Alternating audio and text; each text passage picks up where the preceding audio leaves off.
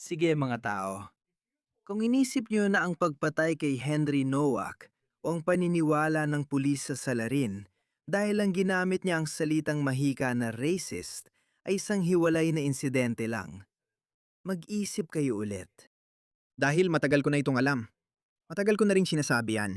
Ang woke na ideolohiya ay pumasok na sa bawat institusyon sa kanluran. Mapahukuman man, mapahukuman, o kapulisan. Mga MP, parlamento, kahit ano. Tingnan mo. Panurin mo lang ang video na ito ha. Isa-isahin natin ito. May isang lasing na puting lalaki sa Birmingham. Nilapitan siya ng mga hindi puti, okay? At inatake siya ng mga iyon. Isang buong grupo sila. Inatake siya ng mga iyon. At dumating ang mga pulis. Hulaan mo kung sino ang inaresto? Tama ang hula mo. Ang biktima. Ang unang umatake. Ang pangalawang umatake.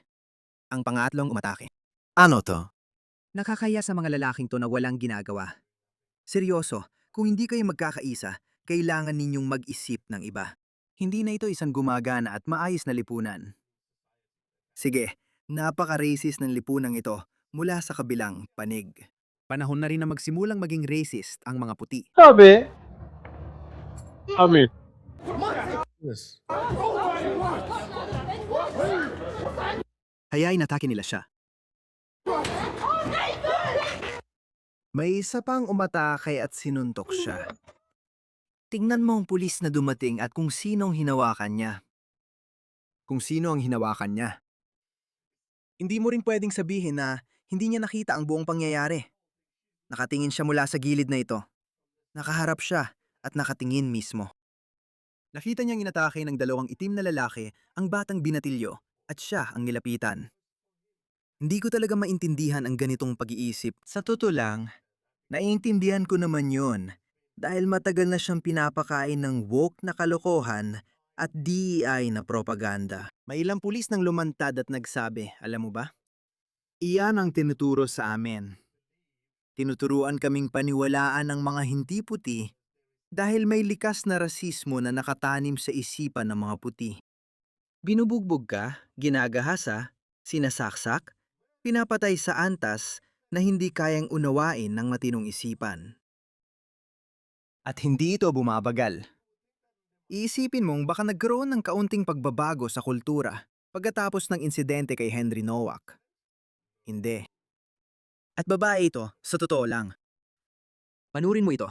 Malinaw naman at sasabihin ko sa iyo dahil malinaw na hindi niya alam kung sino ang humawak sa kanya. Basta siya ay natumba. Tinamaan siya. Tinamaan siya sa ulo. Tumayo lang siya dahil hindi niya alam kung pulis na babae ito. Instinct lang ang naging reaksyon niya. Iniisip niya, teka, sino ba itong taong ito? Malamang iniisip niya na ito yung mga matake sa kanya. Sumuntok siya ng hindi alam at nang malaman niyang babae, humingi ng tawad pero huli na. Tingnan mo sila, wala na sila. At itong babae, alam niya na mas mabuting huwag niyang hawakan sila. Naalala mo ba yung nangyari sa Manchester Airport?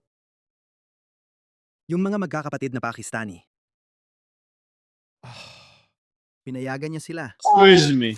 Huwag na huwag mong panuurin ang laban na to. Ilagay mo ang mga kamay mo sa likod. Ilagay mo ang mga kamay mo sa likod. Sinusubukan kong gumalaw papunta doon, bro. Sabi niya bro, akala niya siya yon. Yun din ang akala ko. Pumunta ang pangalawang pulis para tingnan kung ayos ang mga itim na lalaki. Manansa. Manansa. Anong gagawin natin? Ano ba to? Pinalaya niya sila, lumapit siya at hinawakan siya. What the fuck, bro? G, Tinatang sabi sa akin, pare, binari niya ako bro. tinatangkang suntukin niya ako, pare. Grabe naman. Kahit sila, sinasabi nilang tatlong lalaking umatake sa kanya. Hindi, wala namang pakialam. Oh, manhin po. Oo, wala silang pakialam. Ano to? Anong kalokohan to? Bahagi lang ako ng buhay niya, bro. Ano ba to? Gusto ko na lang umuwi, bro. Anong kalokohan to? Gusto ko na lang umuwi. Pre, Pakiusap, pakiusap. Sinusubukan ko lang umuwi, pre. Ano ba to? Grabe, Diyos ko, pakiusap. Sinugod siya ng mga tao. Hindi man lang nila tinanong ang mga iyon. Pakiusap, gusto ko lang umuwi. Pakiusap, gusto ko lang umuwi. Ulitin natin yan sa video. Oo, hindi niya alam. Binagsak siya dito. Sinipa siya nitong isa pang lalaki at sinuntok sa ulo. Bumabangon na siya. Hindi pa niya tinitingnan. Hinawakan siya ng babae. Hindi niya alam. Napawasiwas ang kamay niya dahil sa reflex. Kung inatake siya ng parehong mga lalaking iyon, tapos na siya. Sira na ang buhay niya. Ako ang buhay ng bunso kong kapatid. Sinusubukan kong umuwi, tol. Anong trip to? Gusto ko lang umuwi, tol. Pakiusap, sinusubukan ko lang umuwi, tol. Hindi pa sapat ang galit natin mga pare. Aki, please. Matagal na itong nangyayari. Pakiusap, gusto ko nang umuwi. Wag mong ihagis ang bola kay G. Ano ba yan? Para kang isang... Hindi. Maglalakad na ako papunta sa p***ing kotse, gago ka. Ano ba yan, put? Naglalakad ka papunta sa kotse. Hindi ka uwi. Tingnan mo to, grabe ang dalawang pulis na babae. Grabe kung anong pwede sanang gawin ng dalawang itim na lalaki sa kanila. Alam niya, kaya pinalaya talaga yung lalaki. Hindi ba karaniwang ginagawa na tanungin ang parehong panig sa puntong yon? Hindi. Ang unang reaksyon ay palayain ang hindi puti at sisihin ang puting tao. Kahit mas marami sila at nakita natin ang nangyari kay Henry Nowak, walang pagbabago sa kultura. Alam mo kung bakit? Kasi hindi nila gagawin. Hindi sila magbabago. Hindi sila magbabago. Ang buong sistema, ang buong ideolohiyang namumuno, galit ito sa kanluran. Galit ito sa sibilisasyong kanluranin. At dahil doon, galit din sila sa mga taga-kanluran. Talagang galit lang sila sa kanila.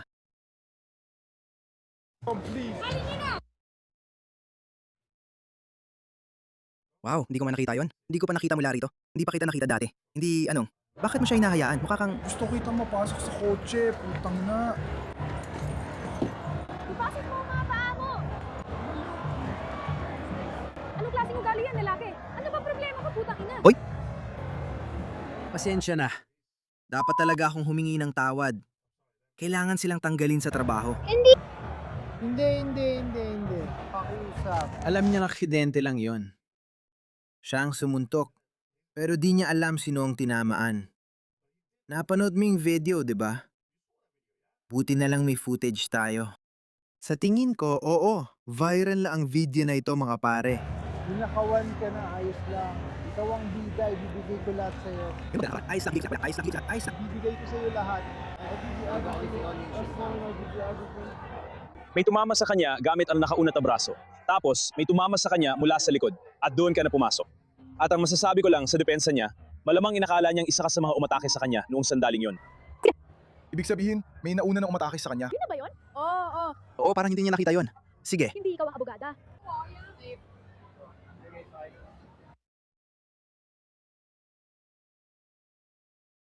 Oo, hindi. Walang paraan.